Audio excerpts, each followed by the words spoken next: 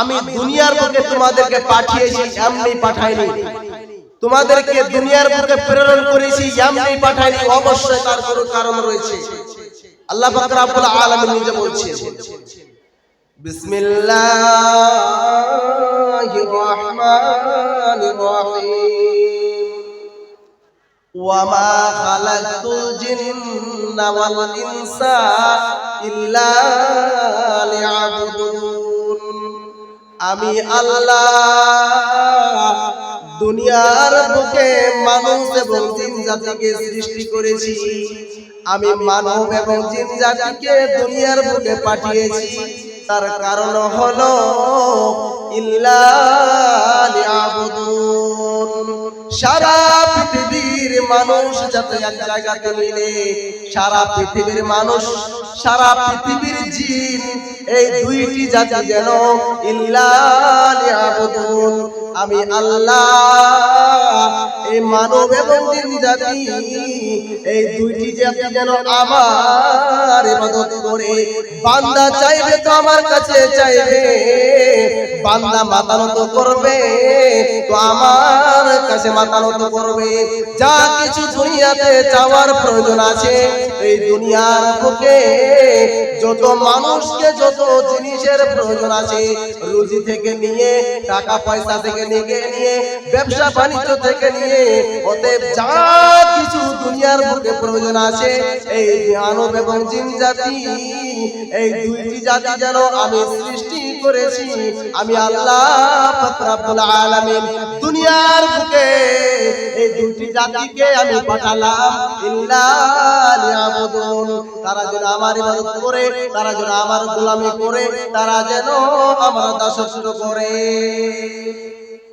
আল্লাহ পাক রব্বুল আলামিন আমাদের সকলকে পাঠিয়েছে দুনিয়ার বুকে আল্লাহ পাক রব্বুল আলামিনের ইবাদতের জন্য। আল্লাহ পাক রব্বুল আলামিন আমাদেরকে যে মাকসাদে দুনিয়ার বুকে পাঠিয়েছেন, সেই মাকসাদ যদি আমরা পরিপূর্ণ না করি, তাহলে আমরা এর উল্টো দিকে চলে যাব। আল্লাহ পাক রব্বুল আলামিন শুধুমাত্র তার নিজের ইবাদতের কথা বলেছেন। আল্লাহ সুবহানাহু ওয়া তাআলা যে সারা পৃথিবীর মানুষ এবং জিন জাতি, সারা পৃথিবীর মানুষ এবং জিন, এই দুইটি প্রাণী জানে কি করে, এক আল্লাহ শুধুমাত্র যেন ইবাদত করে, এক আল্লাহ ব্যতীত অন্য কারো ইবাদত যেন সে না করে। অতএব সারা পৃথিবীর মানুষ এবং সারা পৃথিবীর মুসলমান আল্লাহ পাক রব্বুল আলামিন আমাদেরকে সৃষ্টি করেছে, অবশ্যই তার কোনো কারণ রয়েছে। অবশ্যই আল্লাহ পাক রব্বুল আলামিন কোরআন কারিমে তুলে ধরেছেন, ওয়ামা খালাকতুল জিন্না ওয়াল ইনসা ইল্লা লিয়াবুদুন, আমি মানুষ এবং জিন জাতিকে সৃষ্টি করেছি শুধুমাত্র নিজের ইবাদতের জন্য। আজকে দুনিয়ার বুকে আমরা হাজার হাজার মসজিদ আমরা দেখতে পাই। মাগরিবে মুসাল্লি হয় না, ইশারের সময় মুসাল্লি হয় না, আসরের সময় মুসাল্লি হয় না, জোহরের সময় মুসাল্লি হয় না, ফজরের সময় মুসাল্লি হয় না।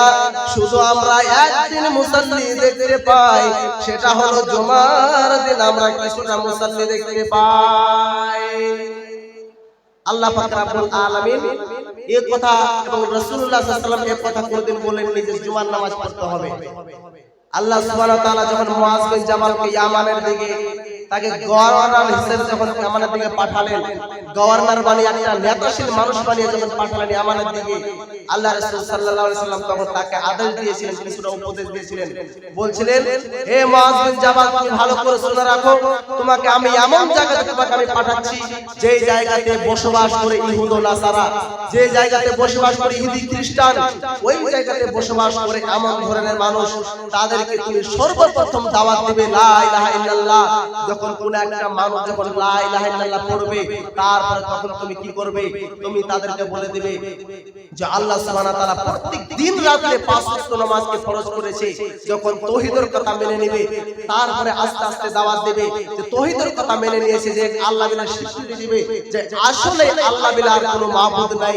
যখন এই কথা মেনে নেবে, মুআজ বিন জাবাল তুমি ভালো করে শুনে রাখো, তখন তুমি বলে দিবে ইন্নাল্লাহা ইফতারাযা আলাইহিম খামসা সালাওয়াতিন ফি কুল্লি ইয়াউমিন ওয়া লাইলা, নিশ্চয় আল্লাহ সুবহানাহু ওয়া তাআলা প্রত্যেক দিন ও রাতে 5 ওয়াক্ত নামাজ ফরজ করেছে। অতএব নামাজের ভিতরে কি মিঠাস রয়েছে, নামাজের ভিতরে কি চাষটি রয়েছে আপনাদেরকে হাদিসের ভাষাতে আজকে আপনাদেরকে ইনশাআল্লাহ আপনাদেরকে বুঝিয়ে দেব। নামাজ এত একটি খতরনাক জিনিস, কাল কঠিন কিয়ামতের দিনে যেই সমস্ত মানুষ যাবে জাহান্নামে, জান্নাতবাসী তাদেরকে জিজ্ঞাসা করা হবে, মা সালাকাকুম ফি সাকার, তোমরা কি কারণে তোমরা জাহান্নামে এসেছো ভাইজান? তোমাকে দুনিয়ার বুকে আমি দেখেছি, একসাথে আমরা ঘোরাফেরা করেছি, একসাথে চলাফেরা করেছি, আমি আজকে জান্নাতে হতে তুমি জাহান্নামে কেন? জান্নাতবাসীরা জাহান্নামবাসীদেরকে জিজ্ঞাসা করবে, মা সালাকাকুম ফি সাকার, হে ভাই তুমি জাহান্নামে কেন এসেছো, তার কারণটা কি আগে বলো, তুমি জাহান্নামে কেন এসেছো? তখন বলবে, লাম নাকু মিনাল মুসাল্লিন, আমি দুনিয়াতে নামাজে ছিলাম না, আমি নামাজ পড়িনি, তার কারণে আজকে আমার ঠিকানা জাহান্নাম। সে নিজে উত্তর দিবে যে আমি আজকে নামাজ পড়িনি। অতএব নামাজ এত বড় একটি ইবাদত, আজকে আমরা আশ্চর্য ধরনের কথা বললে অবাক হয়ে যাবেন, আপনাদেরকে আশ্চর্য লাগবে যে আমরা বিভিন্ন জায়গাতে মসজিদ করে রেখেছি, বিভিন্ন জায়গাতে মসজিদের ওযুখানার ব্যবস্থা করে রেখেছি, কিন্তু মসজিদে নামাজ নাই। একজন কবি কি বলছে জানেন? একজন কবি এই মসজিদকে কেন্দ্র করে বলছেন, কেমন করে ঘুমাও তুমি, কেমন করে ঘুমাও তুমি, ফজর করে কাজা, এমন তো হতে পারে জোহরে জানাজা। কেমন করে ঘুমাও তুমি, কেমন করে ঘুমাও তুমি, ফজর করে কাজা, এমন তো হতে পারে জোহরে জানাজা। মুসলিম হয় না জন্ম নিলে, মুসলিম হয় না জন্ম নিলে, মুসলমানের ঘরেতে কাফের মুমিন তো বদটা হয় নামাজের মাঝে। কি বুঝলেন? কি বুঝলেন? নামাজ এত একটি খতরনাক ইবাদত রয়েছে। আপনি ফজর সময় আপনি রাতে ঘুমিয়ে গেছেন, আপনার চোখ দুটি বন্ধ হয়ে গেছে, আপনার চোখ যদি সকালবেলা খুলে যায় তাহলে হবে কাল, আর আপনার চোখ দুটি যদি না খুলে যায় তাহলে হবে পরকাল। আজকে শরীরে যে আমি পোশাকটা পরিধান করেছি, আপনি যে সমস্ত পোশাক পরিধান করেছেন ঠান্ডার দিনে, আজকে আপনি এটাও না জানতে পারেন, আমিও না জানতে পারি, কোনো গ্যারান্টি দিতে পাবো না যে এই যে আমি আমার এত সুন্দর করে পোশাক পরিধান করে এসেছি এখানে, আমার পোশাকটা আমি খুলবো না আপনারা খুলবেন, না আমাদের গ্রামবাসী কেউ খুলবে, না আমার আব্বাজান খুলবে, না আমার আম্মাজান খুলবে, কেউ বলতে পারবে না। অতএব মানুষের কোনো নিঃশ্বাসের কোনো গ্যারান্টি নাই, মানুষের কোনো গ্যারান্টি নাই। মানুষ এত একটি খতরনাক, মানুষ এতটাই পিছনে পড়ে গেছে, মানুষ এতটাই অলস হয়ে গেছে, মানুষ এতটাই গাফিল হয়ে গেছে। তার জন্য দর্শক বলছেন যে আপনি কেমন করে ঘুমান, আপনি কেমন করে ঘুমান যে আপনার ফজর নামাজ পড়ে যায় বিছানাতে, আপনার ফজর নামাজ পড়ে যায়, আপনার ফজর নামাজ কাজা হয়ে যায় বিছানাতে, আর আপনার এমনও হতে পারে যে আপনি ফজর সময় আপনি ঘুমিয়ে গেছেন, আপনার নামাজের জোহরের সময় আপনার মসজিদে এলান হয়ে যাবে যে আজকে ওই গ্রামের অমুক লোক মারা গেছে, তাহলে আপনি রাতে ঘুমিয়ে গেছেন, আপনার মসজিদে এলান হয়ে যাচ্ছে আপনি মরে গেছেন, তাহলে আপনার কোনো গ্যারান্টি নাই। ফজর সময় আপনি ঘুমিয়ে গেছেন, আপনার নামাজের জোহরের সময় আপনার জানাজা হতে পারে, ওতে কোনো গ্যারান্টি নাই। প্রত্যেক মানুষকে একদিন মৃত্যুর স্বাদ গ্রহণ করতে হবে।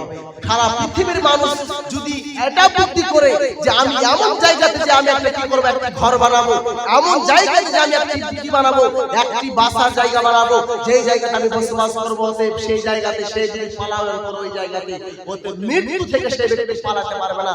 মৃত্যু এমন একটি খতরনাক জিনিস যে আপনি যদি দুনিয়াতে নেক হায়াত যদি আপনি দুনিয়াতে যদি আপনি নেক কাজ যদি আপনি করেন, দুনিয়াতে যদি আপনি নেক কাজ এবং কর্ম যদি আপনি করে যান, অতএব কাল কঠিন কিয়ামতের দিনে আর ফলাফল আপনি পাবেন।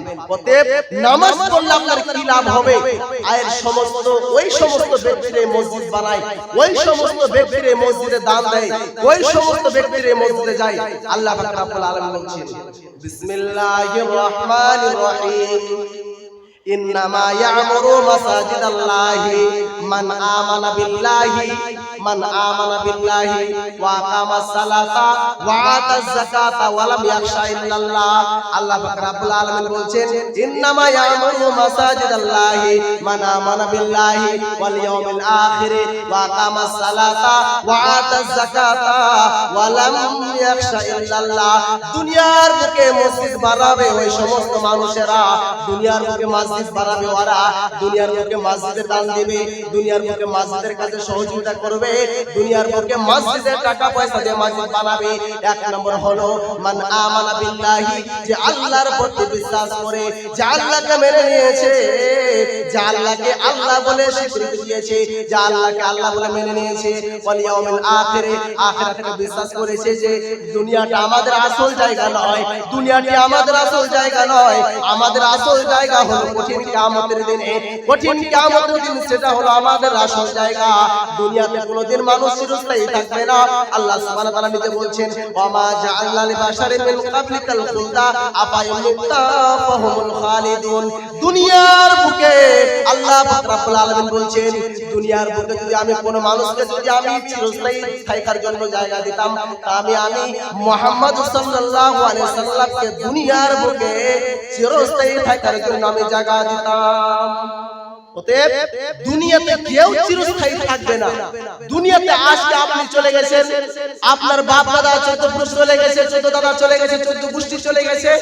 আজকে আপনি সবথেকে বড় আফসোস হয় ওই ব্যক্তির উপরে যে নিজের হাত দিয়ে কবর খনন করেছেন, যে নিজের হাত দিয়ে জানাজার খাটটা আপনার কাঁধে নিয়েছেন, যে নিজের হাত দিয়ে কি করেছেন কাফনের কাপড় আপনি কেচি দিয়ে কেটেছেন, যে নিজের হাত দিয়ে কবর খনন করেছেন, যে নিজের হাত দিয়ে আপনি কি করেছেন, নিজের হাত দিয়ে আপনি মানুষকে দাফন করেছেন। তারপরে আজকে আপনার আখিরাতের কথা আপনার মনে হয় না। আল্লাহ সুবহানাহু ওয়া তাআলা বলছেন বালতুল সিরুদাল হায়াতুদ দুনিয়া ওয়াল আখিরাতু খায়রু ওয়া আবকা। আল্লাহ পাক রব্বুল আলামিন বলছেন যে দুনিয়াটাকে আমরা কি করছি, দুনিয়াটাকে আজকে আমরা প্রাধান্য দিচ্ছি, দুনিয়াটাকে আজকে আমরা তারজিহ দিচ্ছি, দুনিয়াটাকে আজকে আমরা মান্যতা দিচ্ছি দুনিয়াকে। অতএব আমরা আখিরাতের দিকে আমরা কি হয়ে আছি, আমরা পিছনে পড়ে আছি। আখিরাতের দিক দিয়ে আজকে আমাদের ভিতরে কোনো স্মরণ নাই। অতএব সবথেকে বেশি আফসোস ওই ব্যক্তির উপরে যে কবরস্থানের পাশ দিয়ে হেঁটে যায়, তার দাদার কথা মনে পড়ে না, তার মার কথা মনে পড়ে না। আজকে ঠান্ডার দিন, আজকে আপনি মাফলার নিয়ে এসেছেন, চাদর নিয়ে এসেছেন, ভালো কাপড় পরে এসেছেন এই কারণে যাতে আপনাকে ঠান্ডা না লাগে। আপনার কি ওই বাবার কথা মনে পড়ে না যে আপনার বাবা কবরে শুয়ে আছে? আপনার ওই মার কথা মনে পড়ে না যে আপনার মা কবরে শুয়ে আছে? আপনার ওই ছেলে মেয়ের কথা মনে পড়ে না যে ছোট্টকালে মারা গেছে? আপনার বাপ দাদা 14 গোষ্ঠীর কথা মনে পড়ে না যারা সেই আদম যুগ থেকে নিয়ে একভাবে চলে যাচ্ছে, ধারাবাহিক চলে যাচ্ছে? আপনার সেই সমস্ত কথা আপনার মনে পড়ে না? আপনি কোন দিন আপনি সফল হবেন? আপনি কোন দিন আপনি বুঝবেন? অনেক মানুষ ধোঁকায় পড়ে গেছে। অনেক মানুষ আমাদেরকে জিজ্ঞাসা করে মাওলানা সাহেব, হুজুর সাহেব একটি প্রশ্নের উত্তর দেন তো। বলছি হ্যাঁ, প্রশ্নটা করেন। বলছি ভাবছি যে নামাজ পড়বো, নামাজ ধরবো, এটা ভাবছি, কিন্তু আমি নামাজ পড়তে পারি না। কি আমার ভিতরে শয়তান ঢুকে গেছে, আমি আশা করি আমি নামাজ পড়বো কিন্তু আমি নামাজ পড়তে পারি না। অতএব আপনি গাফিল, আপনি অলস হয়ে গেছেন, আপনার ভিতরে শয়তান ঢুকেনি। অতএব যে এমন বাহানা করছে তাহলে সেই ব্যক্তি কি করছে? সেই ব্যক্তি নিজে শয়তান হয়ে যাচ্ছে। অতএব আপনি নিজে নিজের ভিতরে শয়তানকে আপনি আশ্রয় দিচ্ছেন, নিজের ভিতরে শয়তানকে আপনি জায়গা দিচ্ছেন। আজকে নামাজের কথা আপনার মনে হয় না। আল্লাহ রাসূল সাল্লাল্লাহু আলাইহি সাল্লামের শেষ খুতবা ছিল হাজ্জাতুল বিদা, সেই জায়গাটা আল্লাহ রাসূল সাল্লাল্লাহু আলাইহি সাল্লাম একটা কথা বারবার করে বলে গেছেন, সেটা বলছেন আসসালাত আসসালাত ওয়া মা মালাকাত আইমানুকুম। হে আমার উম্মত, হে আমার উম্মত, তোমরা নামাজের কথা মনে রাখিও, তোমরা নামাজের কথা মনে রাখিও, নামাজের কথা মনে রাখিও। অতএব নামাজ হলো এত একটা খতরনাক জিনিস যে আপনি যত আপনি নেক কাজ আপনি করেন, যত নেক আমল আপনি করেন, আপনার সমস্ত নেক আমল ঠিক থাকবে যদি আপনার নামাজ ঠিক থাকে। তার কারণ বুখারী শরীফের হাদিস, হাদিসের রাবী হলো হযরত আবু হুরায়রা রাদিয়াল্লাহু আনহু। আবু হুরায়রা থেকে হাদিসটি বর্ণিত রয়েছে। আল্লাহ রাসূল সাল্লাল্লাহু আলাইহি ওয়াসাল্লাম বলেছেন আউয়ালু মা ইউহাসাবু বিল আবদি ইয়াওমাল কিয়ামাতি আনিস সালাহ ফাইন সালুহাত সালুহা সাইরু আমালিহি ওয়া ইন ফাসাদাত ফাসাদাত সাইরু আমালিহি। কঠিন কিয়ামতের দিনে মানুষকে সর্বপ্রথম জিজ্ঞাসা করা হবে, মানুষের কাছে সর্বপ্রথম কিয়ামতের দিনে জিজ্ঞাসা করবে তার নামাজের ব্যাপারে। আল্লাহ রাসূল বলেন ফাইন সালুহাত সালুহা সাইরু আমালিহি। আপনার ভিতরে নামাজ যদি ঠিক থাকে, আপনার নামাজ যদি গ্রহণযোগ্য হয়ে থাকে, আপনার নামাজ যদি রাসূলের তরিকা মোতাবেক হয়, তাহলে অবশ্যই কঠিন কিয়ামতের দিনে আপনি সফল হতে পারবেন, তা না হলে আপনি সফল হতে পারবেন না।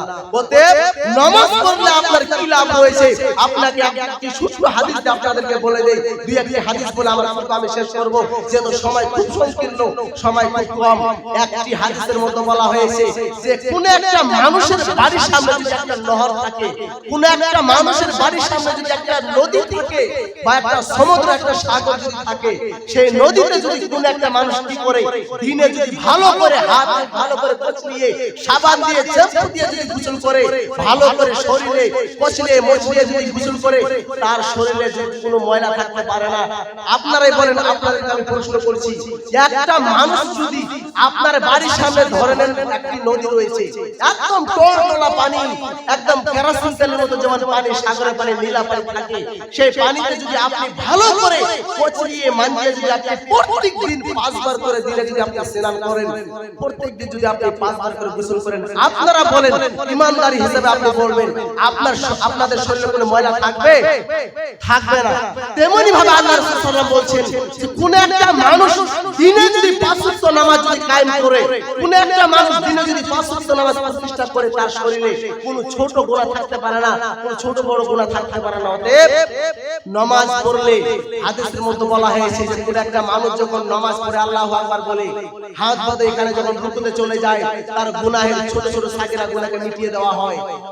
সেই ব্যক্তি যখন নামাজের হালাতে সিজদায় চলে যায়, তার গুনাহের বোঝা আরো হালকা হয়ে যায়, সাগিরা গুনাহ পড়ে যায়। হাদিসের ভিতরে অনেক হাদিস এমন পাওয়া যায় যে ওযুর ফজিলতের ভিতরে একটি হাদিস ছোট করে বলে দেই যে একটা মানুষ যখন ওযু করে মসজিদে যায় নামাজ পড়ার জন্য, তাই নামাজের আশা করে যখন সেই ব্যক্তি যখন ওযু করে, তার ওযু